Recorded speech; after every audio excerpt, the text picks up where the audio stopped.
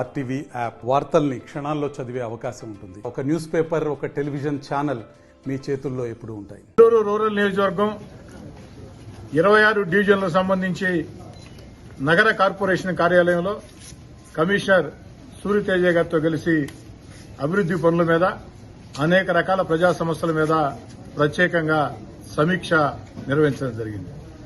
ఈ సందర్భంగా హెల్త్ అధికారులకి చాలా స్పష్టమైన ఆదేశాలు ఇచ్చాం. జనన ధృవీకరణ పత్రాలు, మరణ ధృవీకరణ పత్రాలు, బర్త్ సర్టిఫికేట్లు, డెత్ సర్టిఫికేట్లు వేగవంతంగా ఇవ్వమని, ఎక్కడా ప్రజల నుంచి ఫిర్యాదు రాకూడదని కోరటం జరిగింది. అదేవిధంగా ఆధార్ సమస్యల పరిష్కారం కోసం ఆధార్ క్యాంపులు పెట్టమని కోరటం జరిగింది. అదేవిధంగా నెల్లూరు రూరల్ నియోజకవర్గంలో ఎన్ని గుంటలు ఉన్నాయన్నప్పుడు దాదాపు 1700 గుంటలు ఉన్నాయి. ఇప్పటికీ 65 గుంటలు పూడ్చి చక్కని రోడ్లు వేశారు. ఇంకా 1600 గుంటలు పూర్తి చేయాల్సి ఉంది. వాటిని వేగవంతంగా ప్రారంభించమని చెప్పాం. డిసెంబర్ 20వ తారీఖు కల్లా అవన్నీ పూర్తి చేసి అందిస్తామని కూడా చెప్పడం జరిగింది.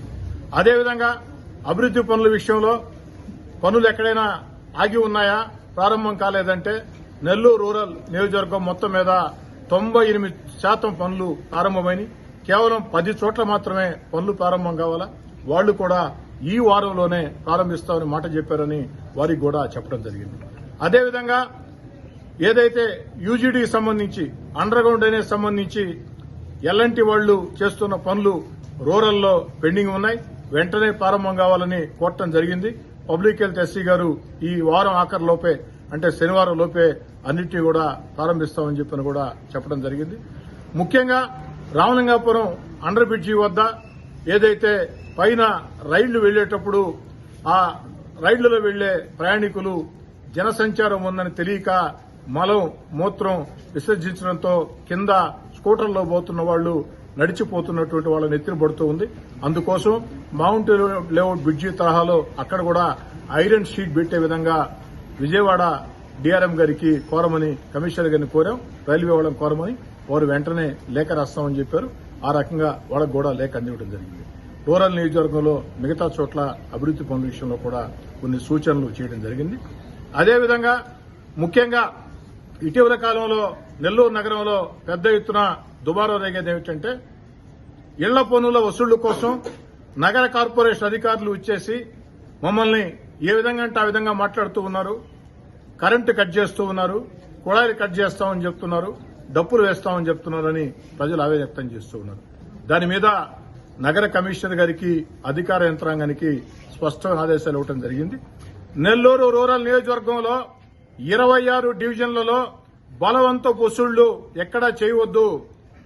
ఇంటి పన్నులు ఖచ్చితంగా అందరూ చెల్లించాల్సిందే, దాంట్లో ఎలాంటి అనుమానం లేదు.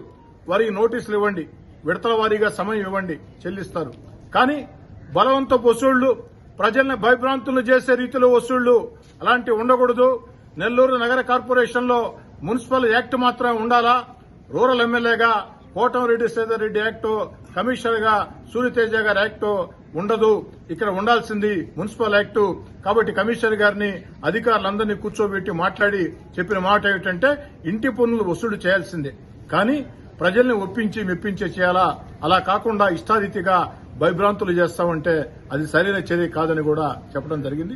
అదేవిధంగా ఈ యొక్క కార్పొరేషన్ ఉద్యోగస్తులకు సంబంధించి ఆ యొక్క ఆర్ఐల శానిటరీ ఇన్స్పెక్టర్లు, అదేవిధంగా శానిటరీ మేస్త్రీలు, వర్కర్లు, దీని విషయాలు కూడా వారి దృష్టికి తీసుకురావడం జరిగింది. వారితో ఒకసారి కూర్చుని కమిషనర్ గారు మాట్లాడి సామరస్యమైన పరిష్కారం తెలియజేస్తామని కూడా చెప్పారు. అంతేకాకుండా నేను చాలా స్పష్టంగా చెప్పింది ఏమిటంటే, నేను కోటీశ్వర్ల సమస్యల గురించి మాట్లాడేవాడిని కాదు.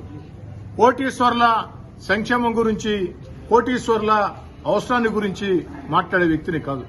ఎందుకంటే ఈ సమాజంలో పేద, నిరుపేద, సామాన్య, మధ్యతరగతి కుటుంబాల పక్షాన నేను ఉంటా. వారి సమస్యల మీద మాత్రమే మాట్లాడుతా. వారికి మాత్రం ఎక్కడ అన్యాయం జరిగినా ఎమ్మెల్యేగా, సామాన్య కుటుంబాలకి అండగా ఉండే ఎమ్మెల్యేగా దాంట్లో మాత్రం రాజీ పడే ప్రశ్నే లేదు. ఈ విషయంలో ఎక్కడి దాకైనా, ఎందాకైనా సరే సామాన్య, పేద, నిరుపేద, మధ్యతరగతి కుటుంబాల, చిన్న చిన్న వ్యాపారస్తుల ప్రయోజనాల విషయంలో, వాళ్ళ సమస్యల విషయంలో ఎందాకైనా ఎక్కడి దాకైనా పోరాటానికి సిద్ధంగా ఉంటా, సమస్యల పరిష్కారానికి సిద్ధంగా ఉంటా అని చెప్పడం జరిగింది. అదేవిధంగా నెల్లూరు నగరంలో రోడ్డు మార్జిన్ వ్యాపారస్తులు అనేక మంది రెక్కాడితే గాని డొక్కాడని బతుకులు, రోడ్డు మార్జిన్ వ్యాపారస్తులు వాళ్ళు బతకనివ్వాల. కాబట్టి వాళ్ళ పట్ల కూడా గౌరవంగా ప్రవర్తించండి. రోడ్లకు ఎక్కడైనా అడ్డంగా ఉంటే ఖచ్చితంగా దాన్ని తీయాల్సిందే, అంటే ఎలాంటి అనుమానం లేదు. ఆ రోడ్డుకు ఒక పక్కన కుటుంబాలు పోషించుకునే దానికి ఈ పోటీ ప్రపంచంలో రెక్కాడితే గాని డొక్కాడని బతుకుల పట్ల మానవత్వంతో వ్యవహరించమని కూడా చెప్పడం జరిగింది. అన్ని విషయాలు కూడా ఈ నగర కార్పొరేషన్ కార్యాలయంలో రూరల్ నియోజకవర్గానికి సంబంధించి మాట్లాడి, ముఖ్యంగా లైట్లు దాదాపు 1268 లైట్లు నెల్లూరు రూరల్లో, ఒక్క నెల్లూరు రూరల్ 26 డివిజన్లలో 1268 లైట్లు కావాల్సి ఉంది. అదేవిధంగా 24, 25, 30, 31 కల్లూరుపల్లి కావచ్చు, భుజవెల్లూరు కావచ్చు, కొత్తూరు కావచ్చు, ఈ ప్రాంతాల్లో పందుల సమస్య చాలా తీవ్రంగా ఉంది. ముఖ్యంగా కావేరీ నగర్ లో కోతుల సమస్య అధికంగా ఉంది. దాన్ని కూడా పరిష్కారం కోసం దృష్టి పెట్టమని కోరటం జరిగింది. వెంటనే హెల్త్ ఆఫీసర్ గారు చెప్పిన మాట స్పెషల్ డ్రైవ్ ప్రారంభిస్తానని చెప్పని, మళ్ళా వచ్చే నెల, ఒక నెల తర్వాత మళ్లీ ఇదే విధంగా అధికారులతో సమీక్షా సమావేశాలు పెట్టడం జరుగుతుంది. ఈ సందర్భంగా కార్పొరేషన్ అధికారులకి, ఉద్యోగస్తులకి నేను స్పష్టంగా చెప్పింది ఒకటే, ఎవరైనా నేనొక్కడినే అంతా నాతోనే అవుతుందనుకుంటే అది సాధ్యం కాదు. నా ఒక్కడితో అవుతుందనుకుంటే సాధ్యం కాదు. మనమందరం ఒక్కటే, చేతులు కలిపి మనమందరం కుటుంబం, మనందరి వల్ల సాధ్యం అవుతుంది అనుకుంటేనే సాధ్యం అవుతుంది.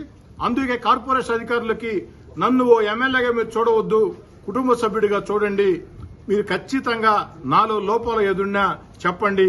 మీలో లోపాలు ఉంటే నేను చెప్తా, మంచి ఉంటే నేను చెప్తా, నాలో మంచి ఉంటే చెప్పండి. ఏదేమైనా కమిషనర్ గారా, ఎమ్మెల్యేనా, సిబ్బందా, శానిటరీ వర్కర్ దగ్గర నుంచి ఎస్సీ గారి దాకా ప్రతి ఒక్కరం కూడా ఒక కుటుంబంలో ముందుకు సాగి నెల్లూరు రూరల్ నియోజకవర్గంలో ఆ నగర కార్పొరేషన్ పరిధిలోని 26 డివిజన్లు ప్రజలకి నిరంతరం అందుబాటులో ఉంటామని తెలియజేస్తున్నారు. మరిన్ని వీడియోస్ కోసం ఛానల్ ని సబ్స్క్రైబ్ చేయండి, లేటెస్ట్ అప్డేట్స్ కోసం వాట్సాప్ ఛానల్ ని ఫాలో చేయండి, అండ్ లింక్ డిస్క్రిప్షన్ లో ఉంది.